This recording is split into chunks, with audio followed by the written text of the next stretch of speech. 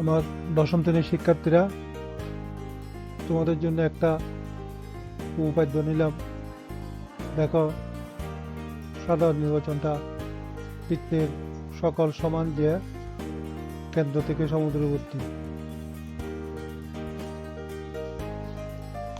তাহলে এটা সাধারণ নির্বাচনটা তোমরা ভালোভাবে আগে দেখো।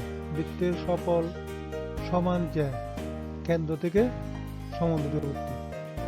তাহলে সমান যে বলতে আমরা চিনি বৃত্তের মধ্যে এখানে সিডি একটা জ্যা, এবি একটা জ্যা। তাহলে কেন্দ্র থেকে সমুদ্রবর্তী, অর্থাৎ কেন্দ্র থেকে এবি যে দূরত্ব যতটুকু, ঠিক সিডি যে দূরত্ব ততটুকু। এটা প্রমাণ করাই আমাদের জন্য যথেষ্ট। তাহলে এটা আমরা আজকে দেখবো। এখন বিশেষ নির্বাচনটা দেখো। এখানে মনে করি ও বৃত্তের কেন্দ্র এবং এবি ও সিডি, ওটা হলো বৃত্তের কেন্দ্র এবং এবি ও সিডি দুটি সমান জ্যা। এই বৃত্তের জন্য এই এবি এবং সিডি দুটি জ্যা। তাহলে আমাদের এখানে প্রমাণ করতে হবে যে ও থেকে এবি এবং সিডি, ও থেকে এবি যে দূরত্ব যতটুকু, ঠিক সিডি যে দূরত্ব ততটুকু। এটাই আমাদের প্রমাণ করতে হবে, অর্থাৎ ও থেকে দুটি যে দূরত্ব সমান।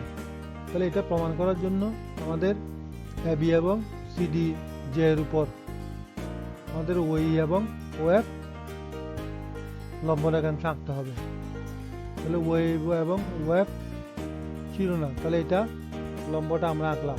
লম্বটা আঁকার পর এখানে ও এ এবং ও সি যোগ করতে হবে।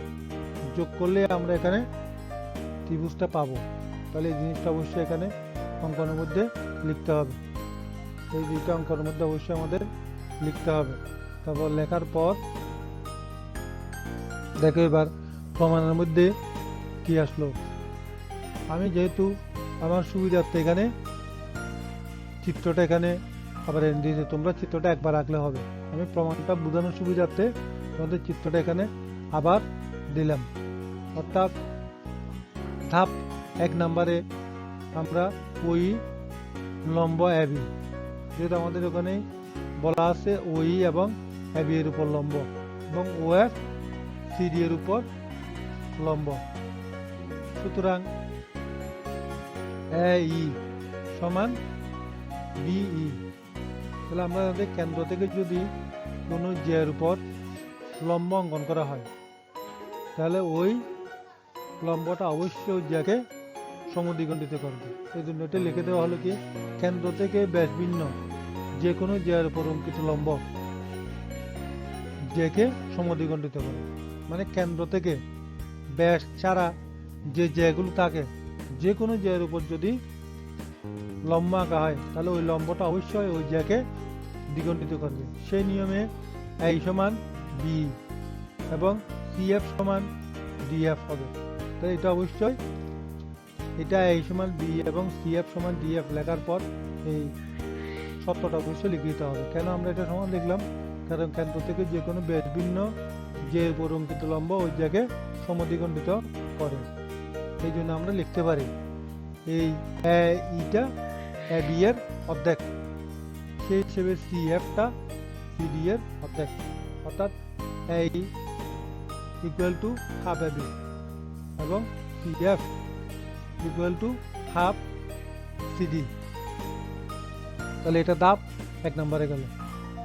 ধাপ 2 দেখো, কিন্তু এবি সমান সিডি ধরে, যেহেতু আমাদের এখানে প্রশ্নে বলা আছে যে দুটি সমান, এই জন্য আমরা এটা লিখতে পারি এবি সমান সিডি। তাহলে যে যদি দুটা সমান হয়, তাহলে তার অংশগুলো নিশ্চয় সমান হবে, এ ইকুয়াল টু সিএফ। তাহলে যে দুটা সমান বলে আমরা তার অংশ দুটো, এই অংশ দুটো সমান ধরে নিতে পারি। তাহলে এখন এখান থেকে তোমাদের আগে এই ধাপ 2টা এখানে প্রথমে পরে দেখতে হবে। 1 নম্বর ধাপে কি বললাম, 1 নম্বর ধাপ থেকে আমরা প্রমাণ করছি যে এই বি এর অর্ধেক এবং সিএফ সিডি এর অর্ধেক, এই দুটো ধাপ আমরা এখানে প্রমাণ করছি। এবং প্রমাণ করার পর ধাপ 2 এর মধ্যে আমরা ধরে নিচ্ছি এখানে এবি সমান সিডি এবং এবি সমান সিডি হলে এ ইকুয়াল টু সিএফ। তারপর তাহলে 2 নম্বর ধাপে তো গেছে আমাদের A equal to CF, A equal to CF. এখন ধাপ 3, এখন ত্রিভুজ ও এই ত্রিভুজ ও এ ই এবং ও সি এফ, এই দুইটা ত্রিভুজ যেহেতু আমরা ওখানে কেন্দ্র থেকে এ বি এর উপর লম্ব আসছি, তাহলে নিশ্চয় এবার ও এ এটা হলো তোমার সমকোণী ত্রিভুজ এবং ও এফ সি এটাও সমকোণী ত্রিভুজ। তাহলে এই দুইটা সমকোণী ত্রিভুজের মধ্যে আমরা কোন কোন অংশ সমান পাই, তাহলে এখানের মধ্যে অতিভুজ ও এ সমান অতিভুজ ও সি।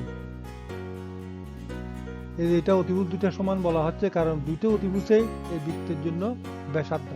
তাহলে একটা বৃত্তের ভিতরে যতগুলো ব্যাসার্ধ আঁকা যায় সবগুলো ব্যাসার্ধই সমান, তাহলে একটা বৃত্তের ভিতরে দুই রকম ব্যাসার্ধ থাকতে পারে না। সেই হিসেবে ও এ এবং ও সি সমান হবে, উভয়ই একই বৃত্তের ব্যাসার্ধ, এটা অবশ্যই লিখতে হবে।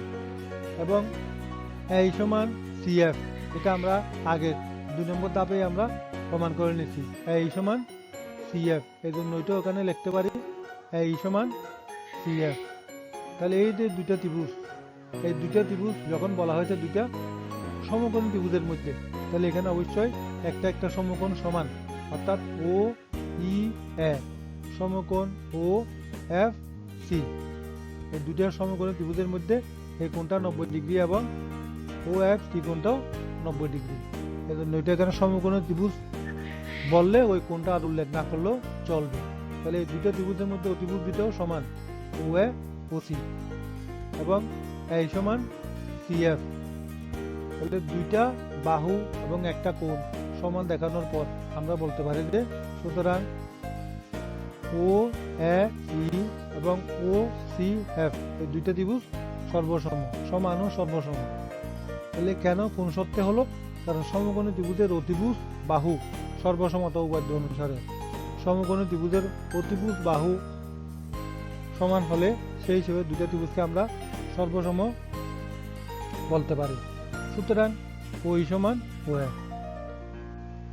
তাহলে যেহেতু আমরা এই দুইটা ত্রিভুজের মধ্যে সর্বসম প্রমাণ করলাম, সর্বসম প্রমাণ করার পর আমরা এটার এখন বলতে পারবো যে আমরা সুতরাং ওই সমান ও এফ। তাহলে দুইটা ত্রিভুজের কেন্দ্র থেকে এ বি এর দূরত্ব ওই এবং কেন্দ্র থেকে সিডি এর দূরত্ব ও এফ, এই দুইটা সমান। তাহলে ধাপ 4 দেখো এখানে কি বলা হলো, ধাপ 4 কিন্তু ওই এবং ও এফ কেন্দ্র ও থেকে যথাক্রমে এ বি এবং সিডি এর দূরত্ব, সুতরাং কেন্দ্র থেকে সমদূরবর্তী, এ বি এবং সিডি এর কেন্দ্র থেকে সমদূরবর্তী। যেহেতু ওই এবং ও এফ কেন্দ্র থেকে এ বি এবং সিডি এর দূরত্ব নির্দেশ করতেছে, সুতরাং এ বি এবং সিডি যে হয় বৃত্তের কেন্দ্র থেকে সমদূরবর্তী, এটাই আমাদের প্রমাণ করতে বলা হয়েছিল। তাহলে এটা আমি এখানে চিত্রটা আঁকলাম, এটা বোঝানোর সুবিধার্থে আমি চিত্রটা আঁকি, তোমরা সাধারণ নির্বাচনের পরে তোমরা একবার আঁকলেই হবে। তাহলে এটা প্রমাণটা 4টা ধাপে এটা প্রমাণ করা হলো। তাহলে কোন ধাপে কি কি দেওয়া হলো এটা একটু ভালো করে বুঝে বুঝে তোমরা দেখে রাখবে, এখানে আমরা কোন মনে থাকবে না।